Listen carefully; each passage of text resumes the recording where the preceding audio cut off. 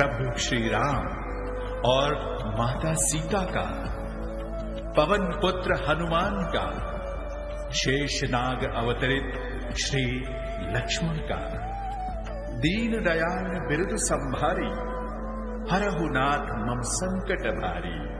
सियावर रामचंद्र की जय, पवन सुत हनुमान की जय। त्रेता युग। कालांतर में अयोध्या के राजा दशरथ हुए, जिनके राजमहल में 3 रानियों से 4 पुत्र रत्न पैदा हुए। सबसे बड़ी रानी कौशल्या के राम, सुमित्रा के लक्ष्मण और शत्रुघ्न तथा सबसे छोटी रानी कैकेयी के भरत नाम से जाने गए। रघुनंदन श्री राम, जिनके जन्म से माता पिता के हृदय और संपूर्ण अयोध्या में सुख का उजियारा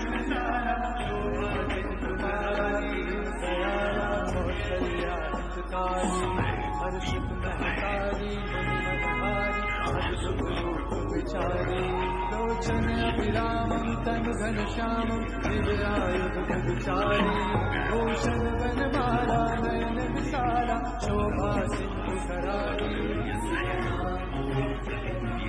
समय बीतता है, राक्षसों का प्रकोप बढ़ रहा था। ऋषि मुनियों का तपस्या और यज्ञ करना अत्यंत दुष्कर हो गया था। उधर प्रभु रामदेव की अदम्य साहस, अतुलनीय धैर्य और अप्रतिम वीरता के गुण बाल्यकाल से ही प्रकट होने लगे थे। यही तो कारण था कि महर्षि विश्वामित्र जैसे ऋषि ने भी तरुण उम्र के श्री राम को भयंकर राक्षसों का संहार करने के लिए श्री राम को ही चुना। शौर्यशाली राम ने एक एक करके सारे उत्पाती राक्षसों का अंत कर दिया। इसी समय मिथिलापुरी के राजा जनक ने अपनी पुत्री सीता जी का स्वयंवर रचाया, जिसके लिए ऋषि विश्वामित्र को भी निमंत्रण दिया गया। ऋषि विश्वामित्र के साथ राम लक्ष्मण भी मिथिलापुरी पहुंचे। शक्ति परीक्षण में जब सभी राजकुमार धनुष पर प्रत्यंचा नहीं लगा सके, तब विश्वामित्र के आदेश पर राम ने भगवान शिव के महान पिनाक धनुष पर जैसे ही प्रत्यंचा चढ़ाई, धनुष 2 खंडों में विभाजित हो गया। शिव भक्त भगवान परशुराम के प्रचंड क्रोध को अपने दिव्य रूप और मधुर शब्दों से शांत कर दिया। जनकनंदिनी प्रकृति सदृशा लक्ष्मी रूपा सीता के साथ विवाह कर मनुष्य रूप में पूर्ण सुंदरता बरनी न जाए, लघुमति बहुत मनोहरताई। आवत दीखी बरातिन सीता, रूप राशि सब भांति पुनीता। सब ही मन किए प्रणामा, देखि राम भय पूरन कामा। हर से दशरथ सुतन समेता, कहीं न जायुर आनंद जेता।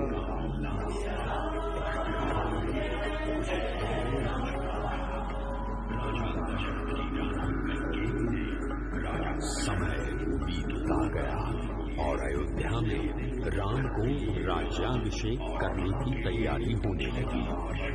अयोध्या में खुशियों का उल्लास था, पर काल में कुछ और ही छुपा था। राजा दशरथ की रानी कैकेयी ने राजा दशरथ से 2 वरदान मांग लिए, जिसमें अपने पुत्र भरत के लिए राम और राम के लिए 14 वर्षों का वनवास। दशरथ शोक और पीड़ा में डूब से गए।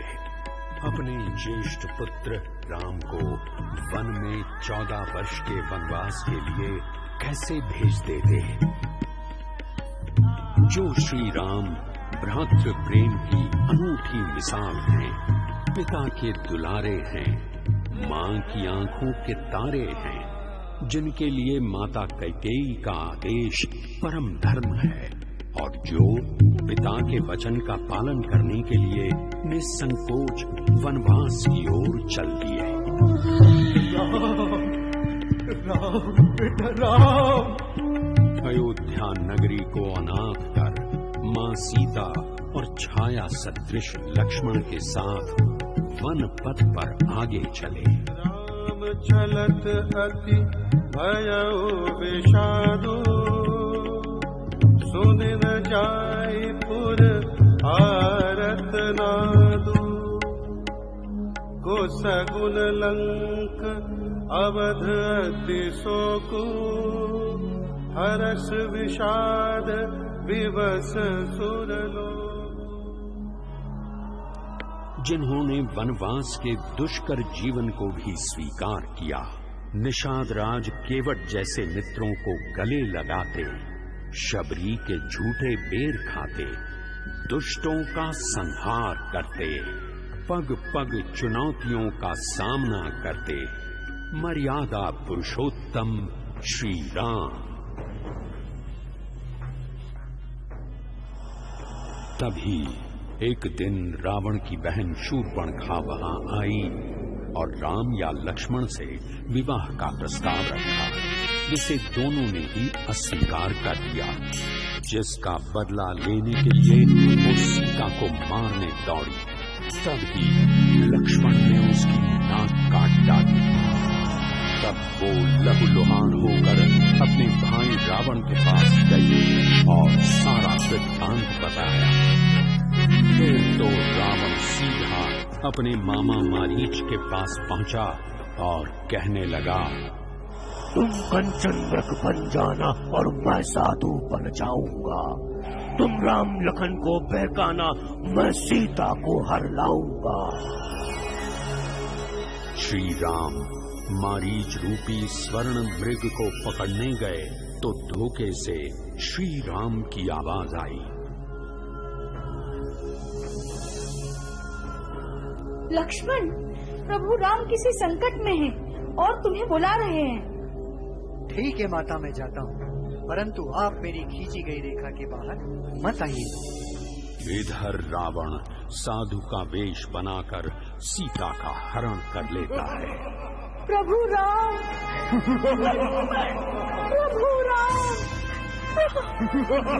लक्ष्मण, प्रभु राम।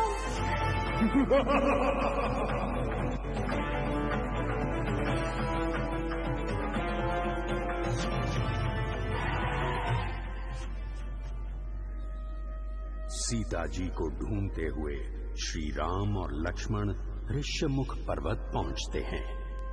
वहां उनकी भेंट वीर हनुमान से होती है। हनुमान जी राम के ईश्वर स्वरूप को पहचान लेते हैं। हे प्रभु, मैं आपका सेवक हनुमान हूँ, आप मुझे कैसे भूल गए प्रभु? सुन कपिजिय मानसी जनियूना, ते मम प्रिय लक्ष्मण ते दूना। समदर्शी मोहि कह सबको, सेवक प्रिय अनन्य गति सो।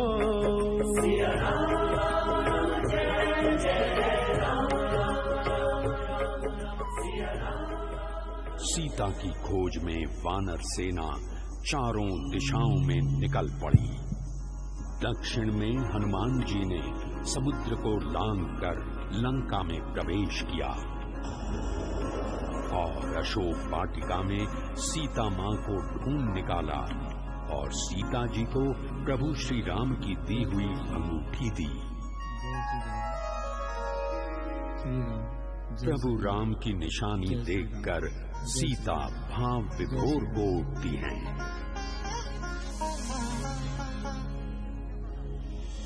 वाटिका में मेघनाद हनुमान जी को पकड़ लेता है और बंदी बनाकर रावण के दरबार में ले जाता है। अपनी ताकत के मद में चूर रावण हनुमान जी की पूंछ में आग लगाने के लिए कहता है। फिर क्या था, पूंछ में आग लगते ही महावीर हनुमान जी ने पूरी लंका को आग लगा दी। लंका धू धू कर जलने लगी। लंका से सीता माता को लाने के लिए समुद्र पार करना आवश्यक था। अब प्रभु श्री राम लंका पर चढ़ाई करने के लिए समुद्र से रास्ता मांगने लगे। प्रभु श्री राम 3 दिनों तक प्रार्थना करते रहे, किंतु समुद्र ने रास्ता नहीं दिया। तभी लक्ष्मण ने प्रभु को समुद्र सोखने के लिए अग्निबाण दिया, तो समुद्र कांपता हुआ आया और सेतु बांधने का मार्ग बताया। नल और नील की मदद से वानर सेना ने समुद्र पर सेतु बना दिया और पूजा के लिए शिवलिंग की स्थापना की और उसका विधिवत पूजन किया।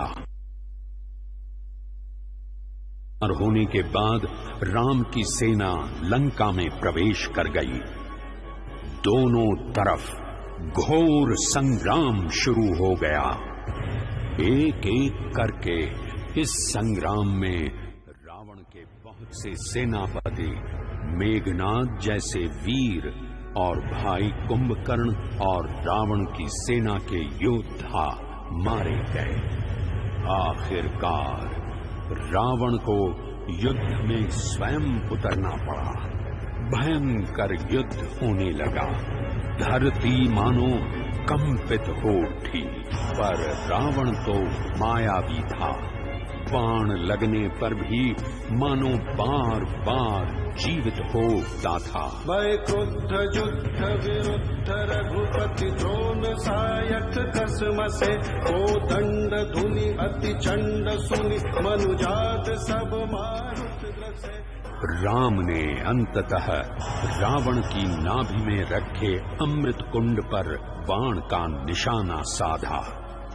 श्री राम की कमान से निकले उस तीर से रावण धरती पर गिर पड़ा और उसका वध हो गया। चलेवान सपच जन उर्गा तस्मय हते सारथी दुर्गा, रथ विभंज हत केतु पताका, गर्जा अति अंतर बल थाका, तुरत आन रथ चढ़ खिसियाना, अस्त्र शस्त्र छाण से विदिनाना, विफल होय सब उदयम ताके, हिम पर द्रोह निरत मन साके।